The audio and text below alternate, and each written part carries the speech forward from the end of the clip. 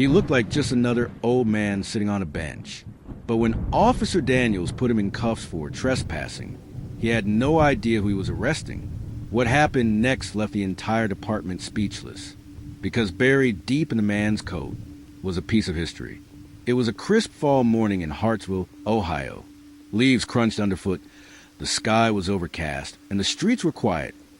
Like most days in this sleepy town, Officer Matt Daniels, a 31-year-old patrol cop with just under 6 years on the force, sat in his cruiser sipping lukewarm coffee when dispatch crackled through.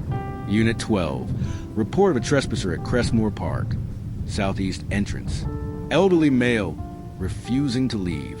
Possible vagrant. Daniels sighed. Crestmore was known for complaints. Residents in the surrounding upscale neighborhood often called about suspicious people, usually harmless. He turned on the lights, drove the 3 blocks to Park, and found him, an old man, thin, sitting alone on a worn wooden bench beneath a tree. No bag, no cart, just an overcoat, a cane, and a fixed stare. Daniels approached slowly, clipboard in hand. "Sir," Park opens at 9. "It's only 7:30. I need you to move along." The old man didn't respond, just nodded slightly, eyes still locked ahead. On a bronze statue in the middle of the field, Daniels frowned.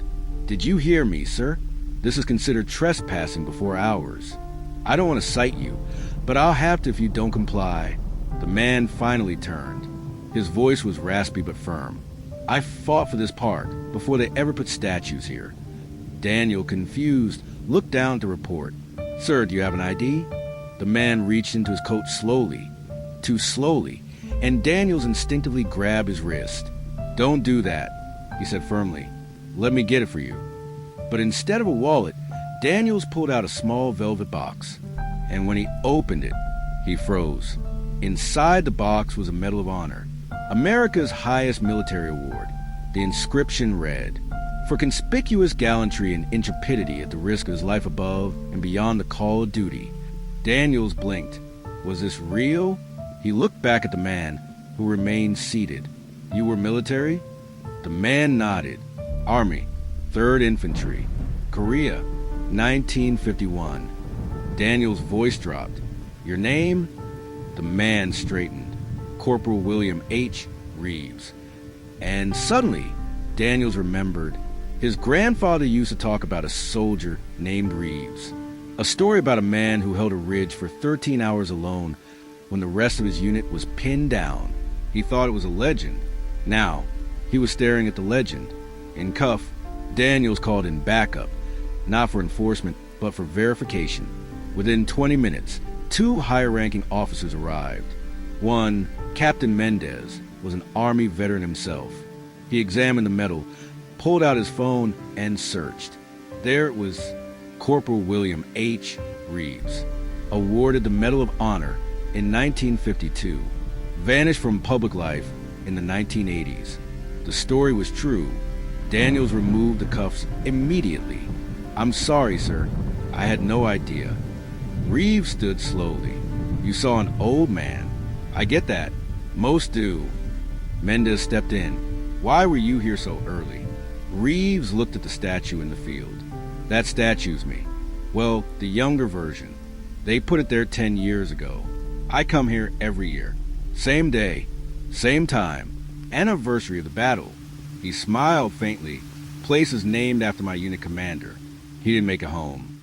The officer sat with him for nearly an hour. Reeves explained how he disappeared from public life. After the war, the interviews, the fanfare, it all became too much. He hated the attention. Lost friends. Lost his wife. The world moved on, and so did he. He lived simply. No social media. No contact with veterans groups. No family left. Just his bench and that medal. Daniels listened silently, embarrassed. "I'm sorry I treated you like a trespasser," he said. Reeves chuckled. "You didn't. You treated me like nobody, which is what I was trying to be, until today." By afternoon, word had spread. A local journalist caught wind of the encounter and ran a short story. Medal of Honor recipient mistaken for trespasser in local park. The headline exploded. National outlets picked it up. Social media lit up. Veterans organizations began searching for Reeves. Some called it scandal. Others called it redemption. Daniels refused interviews. He didn't want fame for a mistake. But Reeves? He finally agreed to speak. Just once. In a short TV interview. He said, "The young officer made a mistake, but he fixed it with humility. That's what matters. And maybe now, someone else won't be so quick to judge." 1 week later, the town of Hartsville hosted a public ceremony in the park. This time, the man honored was not a statue, but the living soldier who inspired it. Hundreds attended. Reeves stood, wearing his old uniform, the metal pin neatly to his chest. Daniels, standing at the edge of the crowd, watched silently. Reeves called him up. "This young man reminded me that sometimes the strongest thing you can do is admit you were wrong." He turned to Daniels, and he reminded me that even when the world forgets your story, someone new might help tell it. After that day, everything changed. Reeves was contacted by military historians, schools, even Congress, but he didn't want money or attention. Instead, he asked Daniels to help him with one thing: create a mentorship program for young veterans re-entering civilian life. Some of these kids feel invisible. Reeves said, "Let's make sure they're not." The program launched 6 months later. Benchmarks of honor, pairing young vets with local officers, mentors, and employers. Daniels helped lead it. 2 years later, Reeves passed away peacefully in his sleep. The city held a funeral with full honors. The U.S. flag was folded and placed in Daniels' hands at the family's request. There were no surviving relatives. On the bench in Crestmore Park, a new plaque was placed in honor of Corporal William H. Reeves. Not all heroes are remembered. Some remember for themselves. Benched here every year on November 3rd, until the day he stood no more. The world moves fast, but sometimes slowing down to see the person in front of you changes everything. Officer Daniels learned it. The town remembered it.